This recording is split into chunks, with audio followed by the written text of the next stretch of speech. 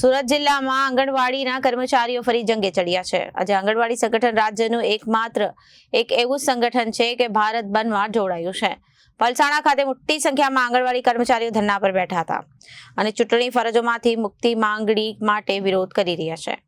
ગુજરાતમાં આંગણવાડી કર્મચારી સંગઠન જે રાજ્યના આંગણવાડી કાર્યકરોનું પ્રતિનિધિત્વ કરે છે, ખાસ કરીને આંગણવાડી કાર્યકરોને મૂળ કામગીરીમાંથી અળગા કરી અને કામગીરી સોંપવામાં આવતા વિવાદ ઉભો થયો। આજે ભારત બંધનું એલાન છે ત્યારે રાજ્યના અનેક ટ્રેડ યુનિયનોમાં બંધમાં જોડાયા નથી, પરંતુ સુરત જિલ્લામાં આંગણવાડી સંગઠન ભારત બંધમાં જોડાયું હતું અને પલસાણા ખાતે સૌ ભેગા મળી પડતર માંગોને લઈ વિરોધ દર્શાવ્યો હતો।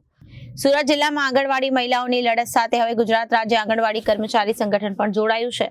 ચૂંટણીની બૂથ લેવલની ઓફિસરની ફરજોમાંથી મુક્તિ આપીને તેમના મૂળ કાર્યો જેવા કે કુપોષણ નાબૂદી, બાળ આરોગ્ય અને શિક્ષણ પર ધ્યાન કેન્દ્રિત કરવાની માંગણી કરવામાં આવી છે। માંગોને લઈને આજે પલસાણા તાલુકામાં મહિલાઓ તાલુકા પંચાયત કચેરી બહાર ધરણા પર બેઠા હતા અને જવાબદાર અધિકારીને આવેદનપત્ર પણ આપ્યું હતું। મારું નામ સીમાબેન શ્રીમાલવે, ગુજરાત આંગણવાડી કર્મચારી સંગઠનમાં પ્રવક્તા તરીકે ફરજ બજાવું છું। આજે અમે પલસાણા તાલુકામાં હાજર થયા છે। તમારી આજની મુખ્ય માંગણી છે ઈ-કેવાયસી, જે અમારા પર ભાર મૂકવામાં આવે છે, અને અમને FRS ની કામગીરી, ફેસ કેપ્ચરિંગ અને અમારા BLO ની કામગીરી। તો અમારી બહેનો કઈ કલેક્ટર છે કે એટલું ભણતર છે કે એ લોકોને આટલી બધી કામગીરી આપવામાં આવે? ઓલરેડી અમારી વિભાગની જ અમારા ઉપર એટલી જવાબદારી છે, કુપોષણ અંગેની જવાબદારી, આરોગ્યની જવાબદારી, પોષણની જવાબદારી। તમે શું 10,000 ને હેલ્પર બેન ખાલી ફક્ત 5,500 ની પગારધારકો આટલી જવાબદારી કેવી રીતે સાચવાઈ શકે? અમે અમારા પોયરાઓને જોઈએ કે આ બધી જવાબદારી લઈએ।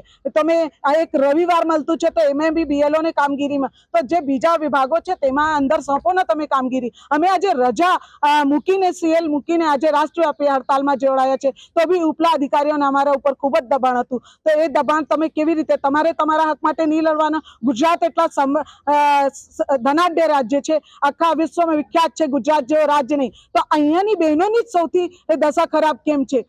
રાજકારણીઓને દેખાતા નથી કે તમારી લાગણીશીલ, તમે જ કહેતા હતા મારી બહેનો, તો આજે બહેનો બોલાઈ ગઈ છે તમને, અને બીજા રાજ્યોમાં એટલા મોટા પગાર છે, તો અમારા પગાર કેમ નથી? એના માટે આજે અમે ધરણા અને આ રાષ્ટ્રવ્યાપી હડતાલમાં જોડાયા છે। ધન્યવાદ।